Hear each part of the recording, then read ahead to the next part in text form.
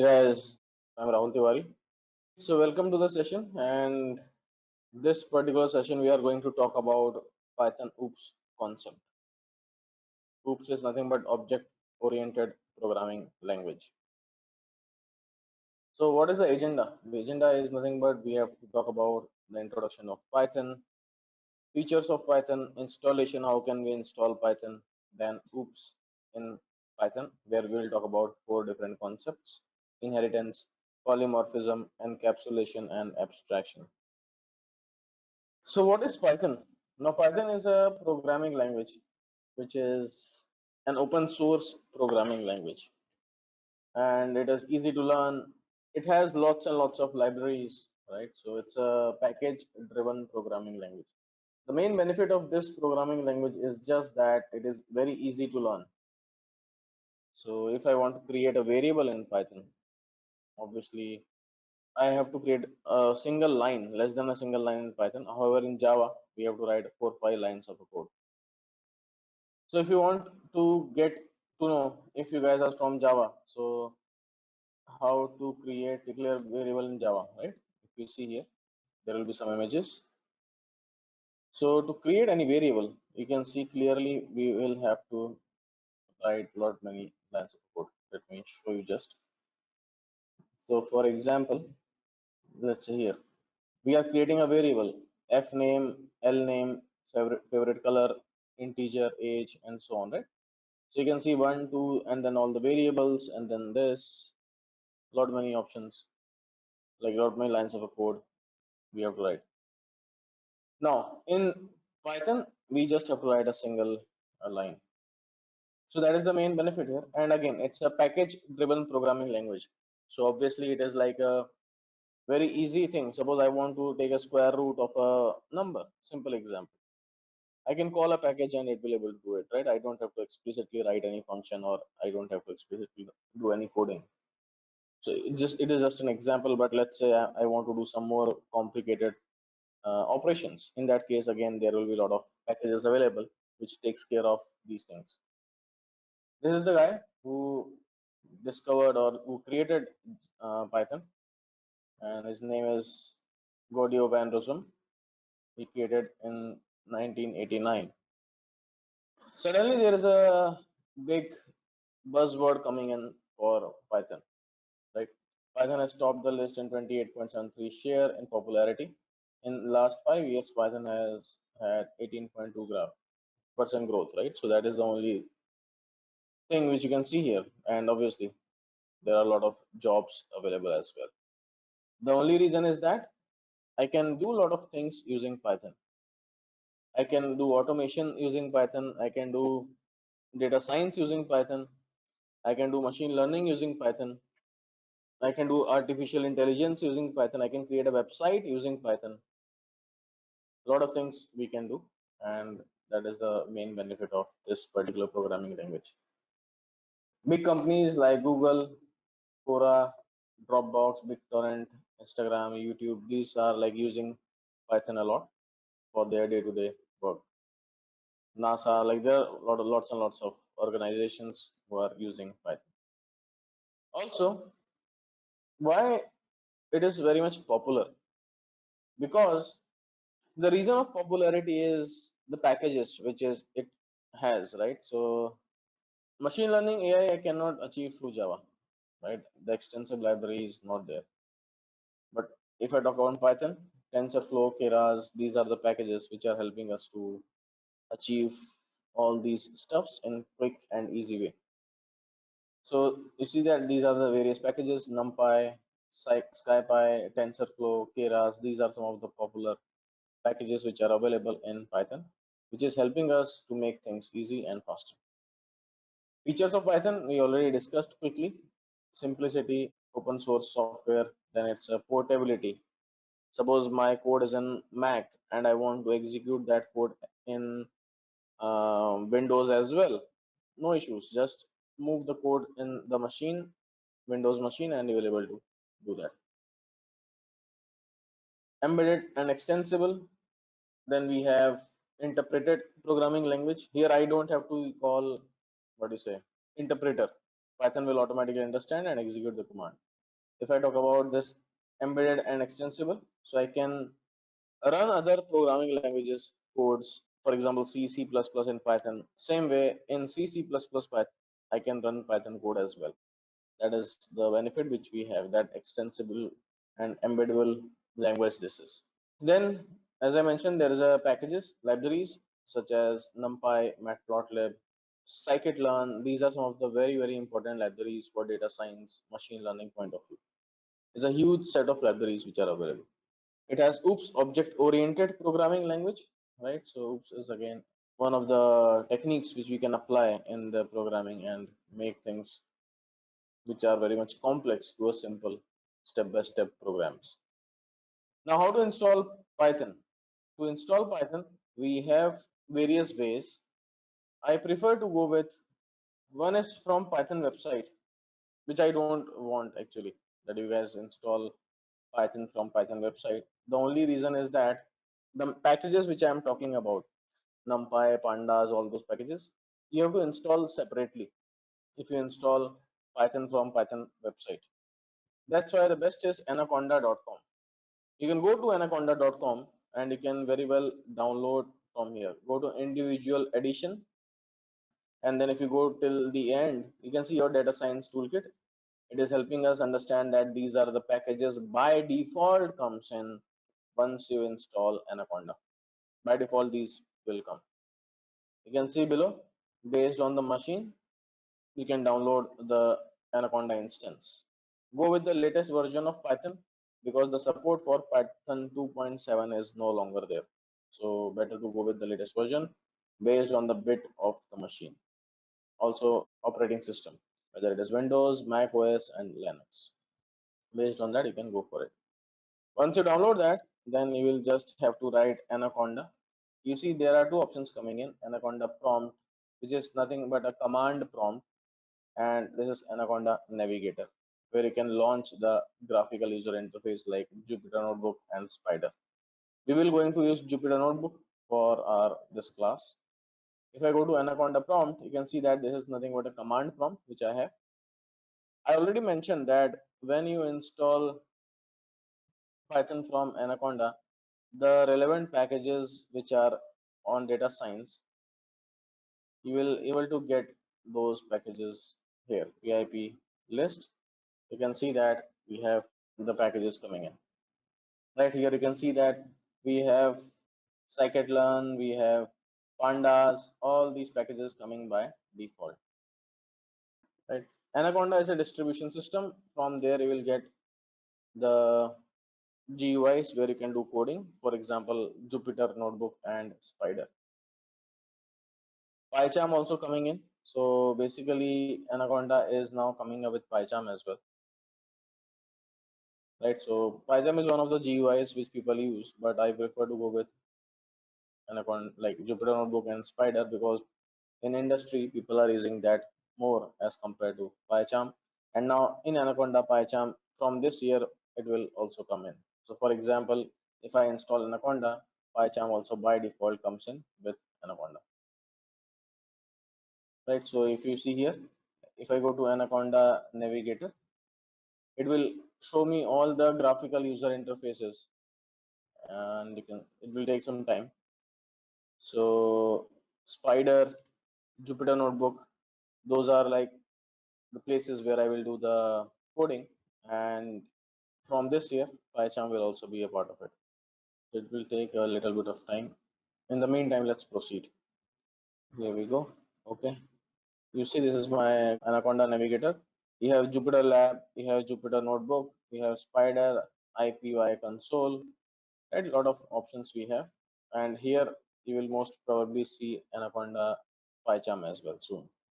Now, if I go ahead, and this is my Jupyter Notebook. Once you open Jupyter, this is how it will look like, and this is the page of Jupyter. You can see here.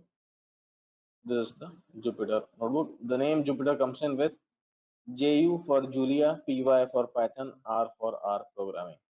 So basically, there are three programming languages which can be run using Jupyter Notebook. That's why this is named as Julia,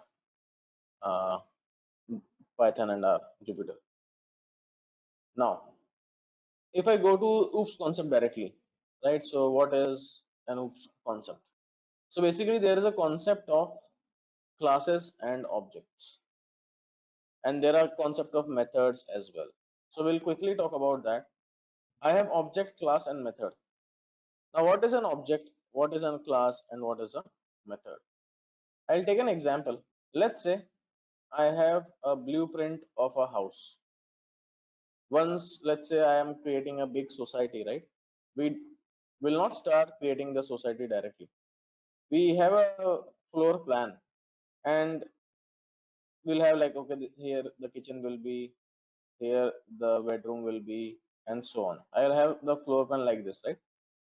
And then once the floor plan is ready, then we start building the houses. So basically this floor plan is nothing but class. And when I am creating a physical object, then it is an object. So with this class, I can create multiple objects. With this plan, I can create multiple houses. So class is one. I'll have multiple objects for that class. Okay. So now if I try to create a class here, let's try to create it. So to create a class, we have a command called class. Let me take one example. Let's say I'll take first one example and try to help you understand that. So we are creating a class called student, right? So the syntax for creating a class is class, then student, and this we prefer to go with a capital letter. Obviously, the class will be created, but syntactically or programmatically, we prefer to go with capital letter. Def init self comma name comma marks. Now what is an init? Init is nothing but it's a constructor. Okay, so this init method, so basically we are creating a function inside a class, and this method is known as constructor, which is helping us to initiate the instance variables. This is my instance. In this instance I have a variable called name and marks.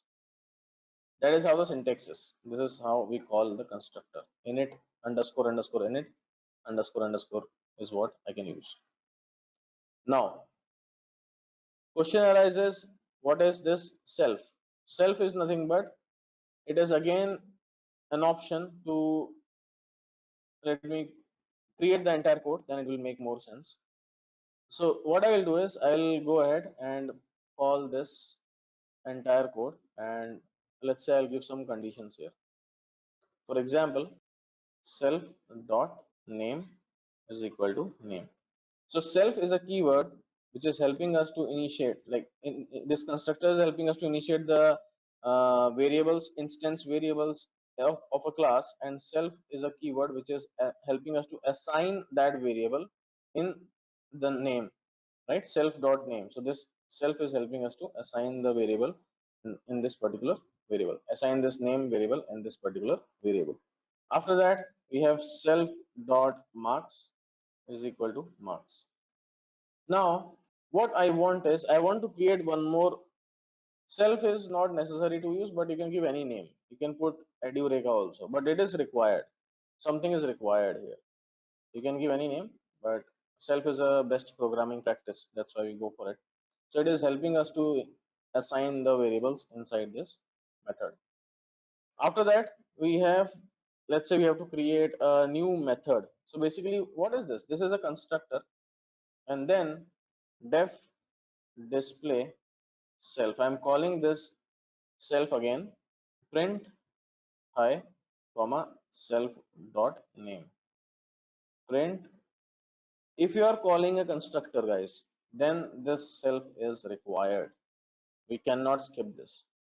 Print your marks is self dot marks. Now after this, what I want, I created a class called student. Inside that there is a method. This method is known as constructor. This method is known as instance method. So now if I go ahead and create an object from a class, if I execute, it will throw me an error because it is looking for name and marks. You can have constructor without parameters, absolutely no issues. So my name is, let's say, I'll put John, and marks is, let's say, 45. So an object is created which is s, and this object will have this function as well, because I created an object s with a class student, so all the features which we have in this class will go to this object as well. So dot object, sorry, dot display is the feature, right? If I execute, it will print me the marks. Suppose I want to create one more method, def grade. I want to assign a grade, self, and then if self dot marks, let's say, is greater than equal to 60, then print you got first grade. If self dot marks is greater than equal to 50, print you got second grade. Else, let's say, just give print you failed. Okay, so I created a new method inside the class, and if I call s dot grade, it will help me to decide what is the output. You failed. Okay, if I go ahead and make 65, it will say get first grade. So you can very well play around with the condition and you will get the output. Okay, so that is an idea about a class, a method inside a class. This is nothing but init is a constructor, display is a method inside the class. When you want to initiate the variables, then this is nothing but helping me to initiate the variables. If we want to do some calculations or some logic building, then we'll have this methods. I created one student, I can create multiple students. For that, we have to run a loop. We are using self in other methods because we have to pass the variables, right? We have to pass the variables which we are initiating here, and these variables can be passed through self because now it is assigned to a self, and then I can very well call these variables. Grade also is a method, absolutely. I can have multiple methods, and these methods are known as instance methods. Okay, there are different type of methods again: instance, static, and class methods. These are like instance methods. I'll jump to inheritance, which is a concept which I want to talk about. So what is an inheritance and how this works? What are the different types of inheritance? Let's say I have, what inheritance means. Basically, I have a parent and my parent is giving me all their properties, right? So they are inheriting their property to me. That means all the features which they have, they are inheriting to me. However, I will have my own features as well, right? I can have my own features as well. So in that case, I will have the property of mine as well as their property. So what are the different type of inheritance, and we'll see see the syntax how it works. If you are using self, it should be self all over the place. If you are using any other variable, it should be other variable all over the place. Types of inheritance. The first type is single inheritance. Now what is single inheritance? So basically, I have a parent and I am a child, one-to-one relation. Then it is a single inheritance. I'll show you the syntax for it. Second is multi-level inheritance. One parent give the property to child 1 and child 1 is giving the property to child 2. Okay, so basically if I try to explain in the paint, I have a parent and there is a direct relation with the child, then this is single inheritance. Let's say I have a parent, he is giving me the property, and I am giving the property to another person. Let's say my father is giving me property, and I am giving the property to my child. So it is multi-level. Then there is a concept of hierarchical inheritance, parent, and I have child 1, child 2.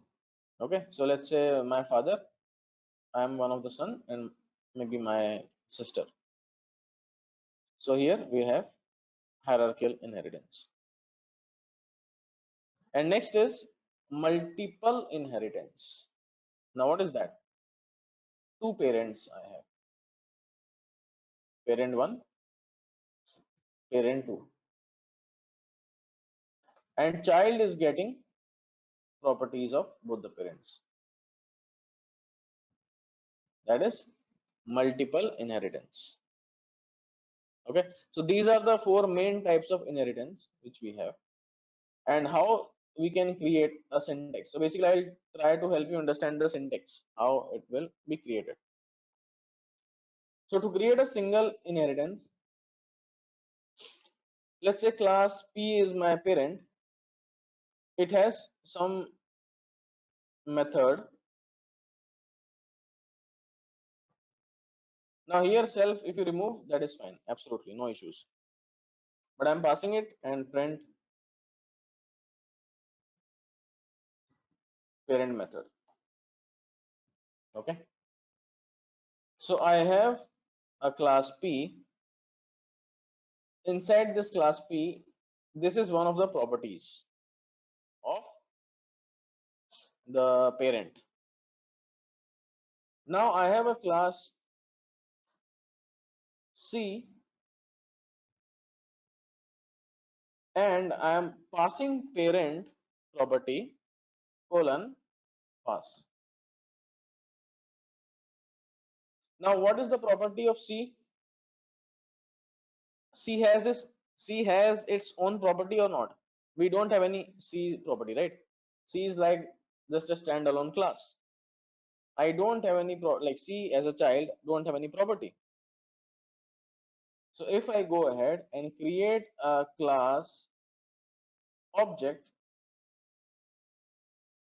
and then when I check C dot and tab, M1 automatically coming in, and you can see that it is helping us to find the details of parent. So basically I called a class C. C has a property of parent, and parent has a property def M1. So automatically that property assigned to C. C does not have its own property. Does not have its own property. It is just getting the property of the father, parent. Now let's say I'm giving some features to this child also. Print child method. Right? Now what all properties? Pass is like I don't want to run anything, just pass. Simple keyword.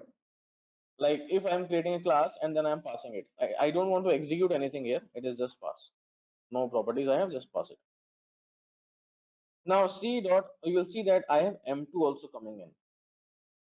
Okay, so that is how you will able to get it. Now what is the second type of property, which is multi-level? Class P def M1 self print, let's say parent method. Then I have another class C def M2 self print child method, and I have another class CC having the property of C def M3 self print sub child method. So what happened here? I have a parent giving the property to a child, and child is giving property to subchild. Now if I will create a object C is equal to CC, it will have all the property of CC, C and P. So if I check C dot M1, or let's first write C dot M3, it's running fine. C dot M2, it is also running fine. C dot M1, it is also running fine. So basically CC has all the properties of above parents, and this is known as multi-level inheritance. There is no limit. I can have multiple relations, but in industry standard, we prefer to go with maximum 6 to 7 hierarchical, right? 6 to 7 multi-level basically. Now class P. Now I'm talking about hierarchical inheritance. I have two childs, right? I am a parent. I have two childs. So def M1 self print parent method class C. I am giving property to this class C. Def M2 self print child method class CC P def M3 self print sub child method, right? Now C is equal to, if I will call C class, now what all property C will have? C will have M2 and M1. Okay, M1 is a function and this is known as method. Basically, when we are talking about object oriented programming language, then this is mentioned as method. It's a sibling obviously, so ignore that, child 2, because it is getting property from parent only. C is not giving the property. Now C dot M2, if I execute, you see child method coming in, obviously this one. C will have M1 also, parent method, absolutely no issues. Will C have M3? No, right? C dot M3, it should not be, ideally, obviously it does not have. Now I'll create CC equal to CC. Now what are the things CC will have? M3 and M1. So CC dot M3, yes, looks good. CC dot M1, yes, looks good. Will we have CC M2? I don't think so. You can see it's not there. Okay. So what is the difference between multi-level and inheritance? So this is what this is what I have parent giving property to both the childs. So it's a hierarchical. So parent giving property to two childs. This is hierarchical. If I go to multi-level, then what's happening? Parent giving property to child and child giving property to his child. Okay, that is multi-level. So here I have only one parent and two childs. However, here my father gave me the property, I gave the property to my son.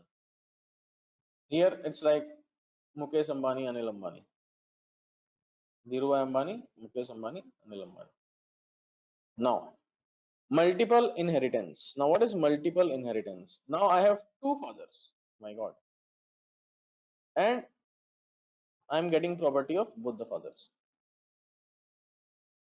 Okay. So that is what multiple inheritance is all about. Let's say I have class P1 def M1 self print parent 1 method. Similarly, class P2 def M2 self print parent2 method. Okay, now the child comes in. Here I have P1 and P2. My child is C. And then def m3 self print child method. Okay, now what we will have, C should have property of its own m3. C should have property of m2 also, which is coming from parent 2, and C is a property which is coming from parent 1 as well. So if I go ahead and create a object C, and if I call C dot, let's say m3, looks fine. C dot m2 looks fine as well. C dot m1 looks fine as well. Okay, so Python have multiple inheritance like C++. I don't know C++. I am not from C++ background, but yes, this is how it works. This is my multiple inheritance. Okay, so these are the different types of inheritances which we have. Now, based on this knowledge which we have, we'll try to create one logic. Right? As of now, we got to know the syntax. Maybe we can create a small example so that we'll get an idea how it actually works. Let's say how Python resolves diamond problem. So basically, there is a concept of MRO. That is what Python uses to resolve the diamond problem. Right? Let me create a small simple example so that it will be easy. Let me go ahead and create one. I have a class person. Or let me do one thing. I have one example already ready with me. I'll just quickly show you that. Here is one example. Here you will understand the concept of encapsulation as well. This is underscore underscore width underscore underscore height. This is nothing but my encapsulation. Basically, I am trying to make this as private variable so that only this class will able to access this variables. Okay, so that is encapsulation. I'll just copy this code.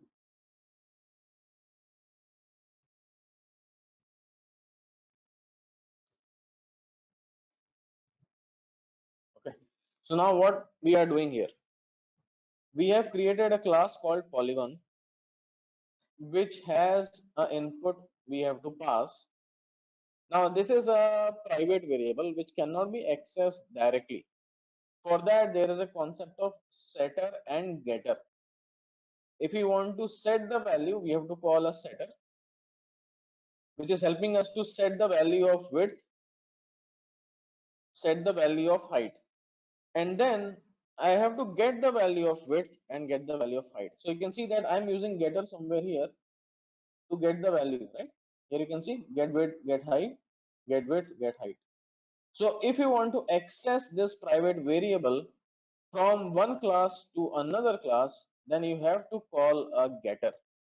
And you can see that polygon is a parent class, square is a child class, and triangle is also a child class of polygon. So polygon is one parent giving property to square and giving property to triangle.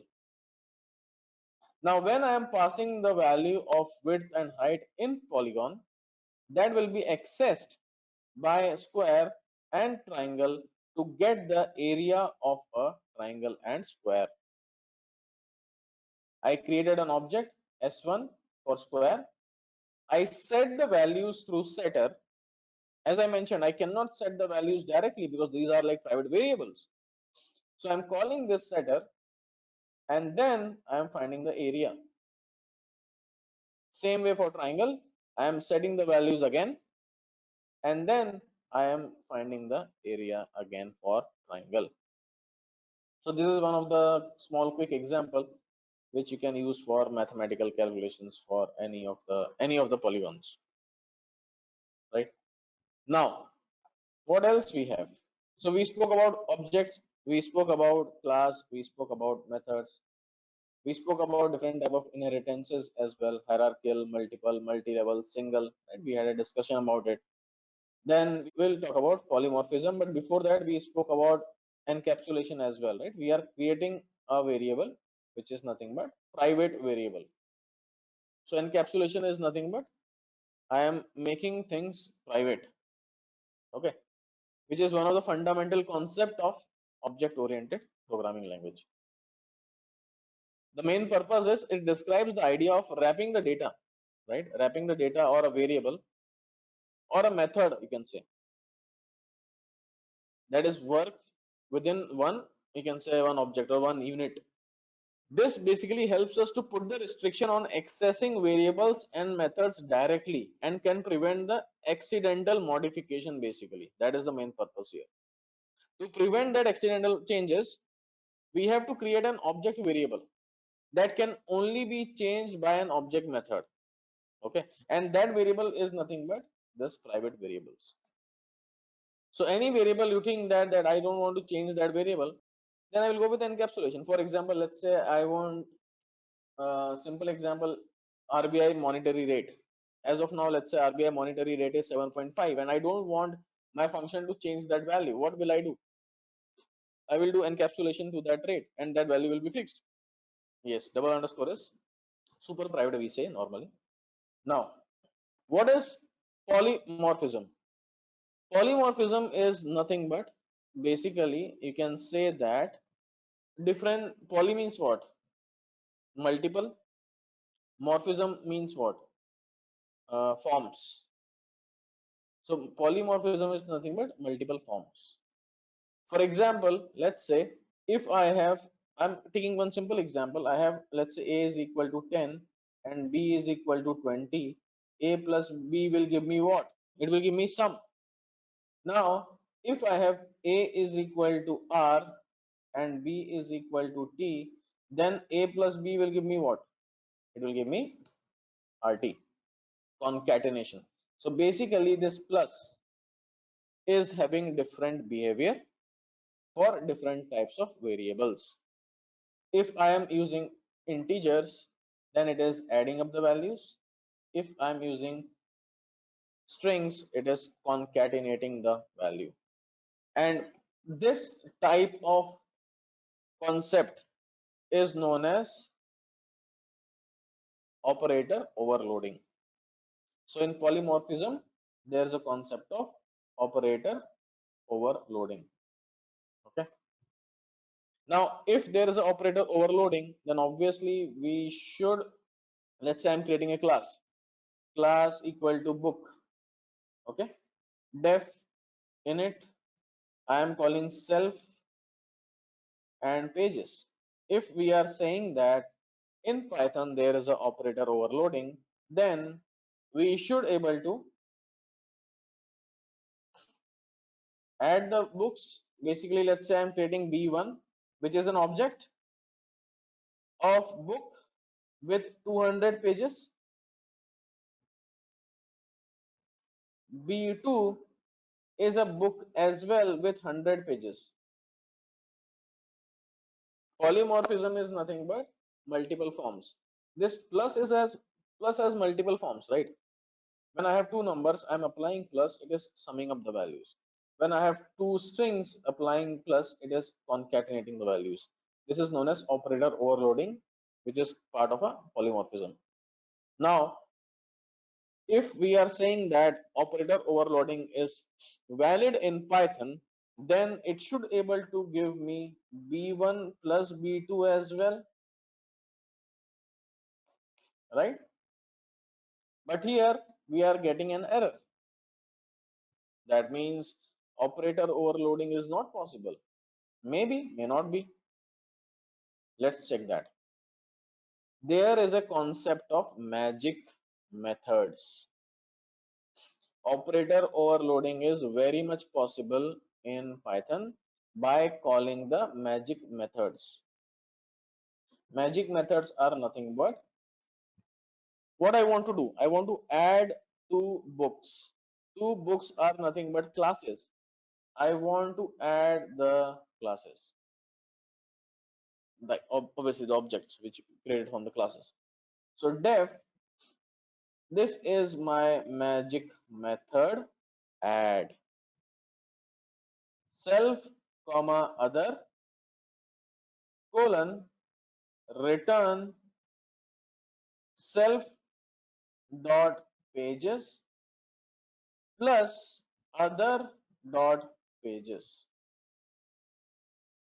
If I execute, you see we are getting 300. So basically what happened? B1 goes to self, B2 goes to other, and it is summing up the values. I can put anything here. You can put any name. Edureka, you can put, no issues.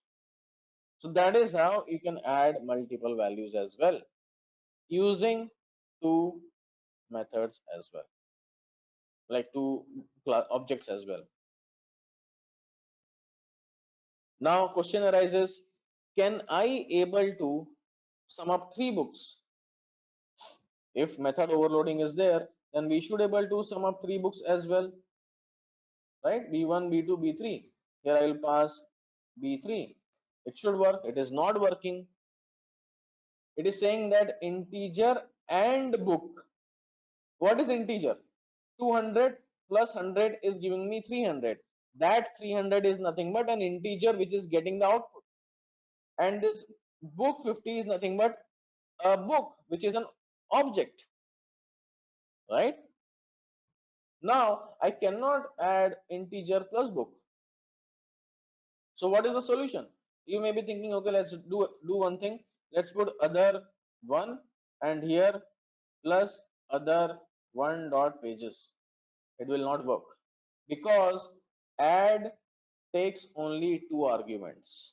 So this will not work. This is not a solution. Then what is the solution? What can be done? I will create here a variable total, and then total will have value 300, right? Return book total. Now book total is what? Book total is my object. So book 300 is what we are getting. So basically what we are doing is, when we are running this command, B1 is going to self, B2 is going to other, we are adding up the values, we are creating a book again, then this book total is going to self and B3 is going to other, and then two books will sum up. Okay, and now if I will execute, and obviously we have to convert to a string as well because we are adding two books, right? So if you want the output, it should be def str, which is again a magic method self. These are like constant, this cannot be changed, right? This is like, this is what you have to pass. Print str self dot pages. Something is wrong here. Str print, sorry, it should be return, not print. Okay, so you are getting 350. So from here we can clearly say that operator overloading is pretty much possible. That is one form of polymorphism. Okay, now there is a concept of method overloading. Now what is method overloading? Magic methods are nothing but these are the method like add, we can have multiplication, all those things. You can get all the magic methods dir. So dir int. Okay, so when you run, these are the magic methods we have: add, bool, greater than equal to, int. These are like magic methods we have. Okay, now there is a concept of method overloading. Now class test, okay, def m1, which is my method inside the class, self print no arg. Basically here I don't have any argument, right? I am not passing any argument, so it is no argument method. I have one more method exactly same as the same name, def m1. Again, if you're asking that, a is my argument, print it is my one argument method, and I'm creating one more method m1 again, self a comma b, print. We can remove self as well, no problem. I already mentioned that. In this scenario, we don't require that. Self, sorry, print to arg method. Now I have three methods coming in with the same name in the same class. Now the question arises, t test, I'm creating an object. Will t dot m1 will work? T dot m1 10 will work? T dot m1 10 comma 20 will work? So basically all will not work. Only last one will work. Wanna see that? Let me execute the first one. Looking for a and b. So this is not working. Let's try this one. Looking for b. Also not working. Now it is working. Okay. Now question arises why? Because method overloading directly is not possible. We are overloading the method right here. I have m1. I'm creating same function with m1. Again same function with m1. That's why it will not run all the method. It will run only the last method. Now question arises, what is the solution? Can we solve that problem? Yes, we can solve that problem. How? There are two ways. Okay, I'll give both the options. Directly this way it will not work. That is, we already saw it. It will give me the last method as an output. Class test def sum, let's say self a equal to none, b equal to none, and c equal to none. Okay, I'm passing three values. If a is not equal to none and b is not equal to none and c is not equal to none, print. So basically I can sum three numbers because all are not none. So the sum is a plus b plus c. Okay, simple. But now question arises, if I pass only two value and I want to operate that as well, in that case what can be the output? Elif a is not equal to none and b is not equal to none, then print sum of a plus b. Elif a is not equal to none, print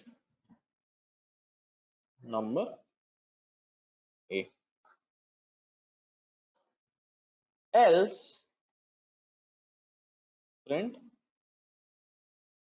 at least pass one argument.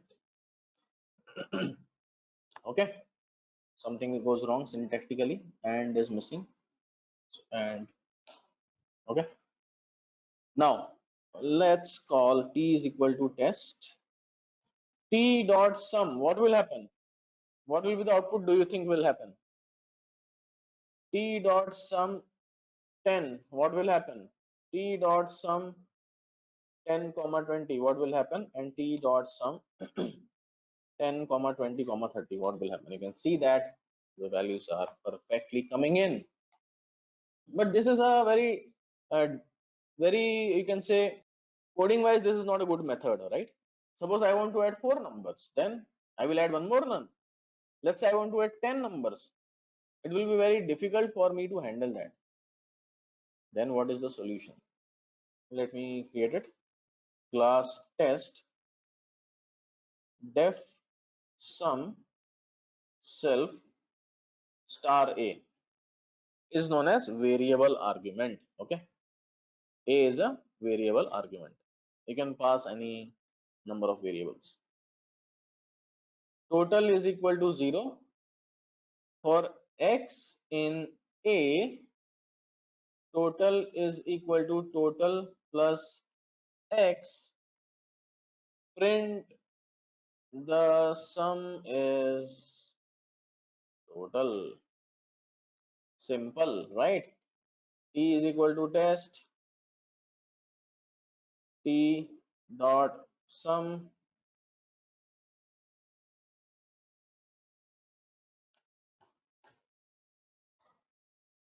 and pass the value 10 10 10 10 10 execute 10 20 30. Okay, so A star means variable argument. You can put many values here. Okay, so that is what my method overloading is. That is how you can do method overloading. Now question arises, there is a concept of constructor overloading as well. Class test def init, this is my constructor, right? We already know that it is a constructor. Self, let's say print no arg constructor. Def init self a print one arg constructor. Def init self a comma b print two arg constructor. Okay, now question is, if I will call t is equal to test, will this work? T is equal to test comma 10 bracket 10, will this work? Or t is equal to test 10 comma 10 10 comma 20, will this work? The last one will work, right? Obviously. Let's check that. Require two positional argument, so this will not work. This will also not work, and the last one will work. Perfect. Last one will work, obviously, why not? So it is known as, like, I'm basically calling three constructor, it will take the last constructor. So constructor overloading is not possible, looks like. But can we achieve that? Because when we are creating multiple constructor in a class, the last constructor works. That is the way how it works actually. The way, if you see here, right, we had multiple methods and the last method ran. The same way applies here as well. The solution is, again, we have two solutions. One is dot like star a, and second is that assigning none none none. That is the solution. So class test def init, okay, self comma a equal to none, b equal to none, c equal to none, colon print, let's say constructor with 0 1 2 3 arguments. T equal to test, will this work? Yes, absolutely. T equal to test 10, will this work? Absolutely. Will this work? Absolutely. Right, all are working fine. That is how it behaves basically, right? When we are creating multiple constructor, the last constructor will take the priority, guys. Now why it is so, that is the behavior of Python. Now the solution is, another solution which we have is class test def init self comma star a print constructor, right? I just printed like this. Now I can have various arguments, no doubt, no issues, right? T equal to test will work, T equal to test 10 will work, T equal to test 10 comma 10 will work, T equal to test comma 10 comma 10 comma 10 will work, right? And so on. No issues, execute, perfect. Okay, now there is a concept of method overriding as well. Someone asked me that if I have a child has the same method, same as parent. Let's take one example. Here is my parent. Parent says that I have property, please take it. the property is nothing but land. I will give you cash, I'll give you gold, and I am a prime minister, I'll give you power also. He also says that these are the three girls. You have to choose the girls from here for your marriage. The girls are X, Y, Z. You can choose any of the girls for a marriage. But now child says that, see, I want your property, right? I want your property, but I already have a girlfriend. So I will do a marriage. I have three girlfriends. So I will do a marriage with any of the girlfriends. Now what happened? Marriage is present in child also. Marriage is present in parent also. Now if I will create a class of C, and if I try to call marriage, property will come automatically because parent is very much eager to give the property. But in marriage, what will happen? Will I get XYZ or ABC? I will get ABC, obviously, because I'll get the property from the child, not from the parent. Okay. But now, let's say parent says that do one thing, choose girls from my options and from your options. You can choose out of 6 girls, whichever you want to marry. Then how will that work? So there is a concept of super keyword. So basically I'll get the property of parent also. So let me copy all this stuff. So I'm not writing it again. And here in marriage, I have already print ABC. If you want to marry my option girl as well, just call super and marriage. Super marriage will give me the property of parent class as well. Okay. So these are some of the concepts of polymorphism and method overloading, method overriding, all those things we have. Now the last concept which I want to talk about is abstract class, abstract method. Now if I want to define what is abstract class is, what is abstract method is, then how will I define it? So basically abstract method is nothing but method having no proper implementation. Okay, method having no proper implementation, then that is abstract. For example, I created one method but that is not completed, then I will make that as abstract method. How to declare an abstract method? There is a command called @abstract method decorator. There is a concept of decorator. So to create an abstract method, we have abstract method like this to declare that. And this abstract method decorator is present in ABC module. You have to call ABC module. And child class which we have is responsible for parent class implementation. Okay, so child will give the property. For example, let's say I have my parent and he want two-wheeler and he don't have two-wheeler as of now, like they applied for a loan, so it is at the middle and he wants two-wheeler from me, so I as a child will give, right? So that parent two-wheeler class or two-wheeler method is abstract method. Okay, now I'll take one example so that you will get an idea what I'm saying. Let's say there is a class called vehicle. Okay, and obviously I have to call ABC module is what I have to call if you want to call the abstract method.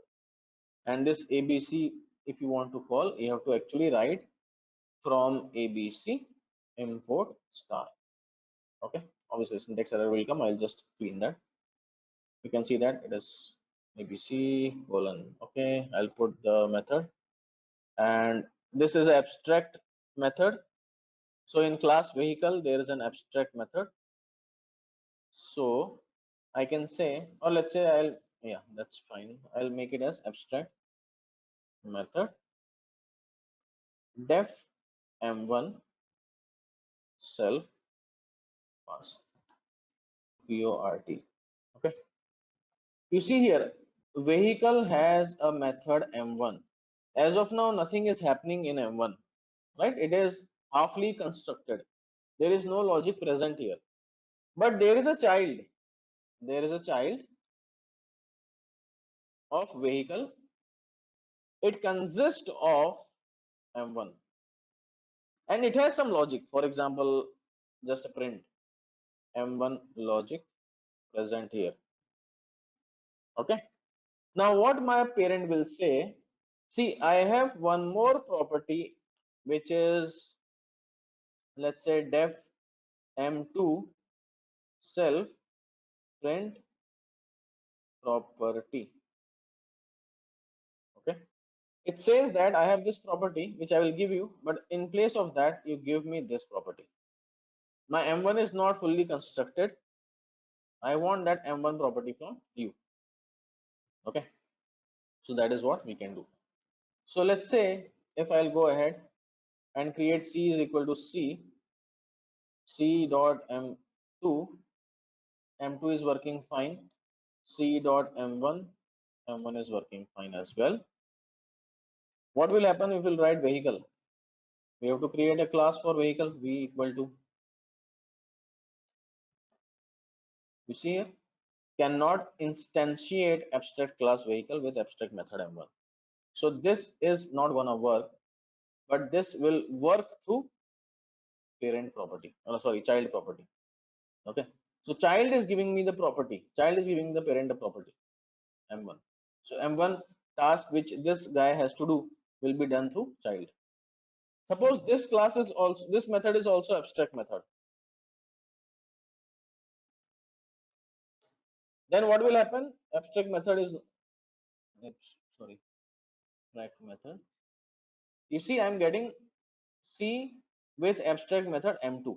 So basically what's happening here now, m2 property I am not able to get from the parent because m2 is also not properly built. You have to support your parent for creating that property also. And now you can see that we have, obviously this will not work. You can see that we are getting m1 and m2 logic built. So when my parent, the class is not created, the methods are not created, child is helping the parent, is what this abstract method is, because this abstract method is not properly built as of now. Okay. And that is what my abstract method is all about. And this is what I wanted to cover. All right. Thanks guys. Thanks a lot. Stay safe and take care of yourself.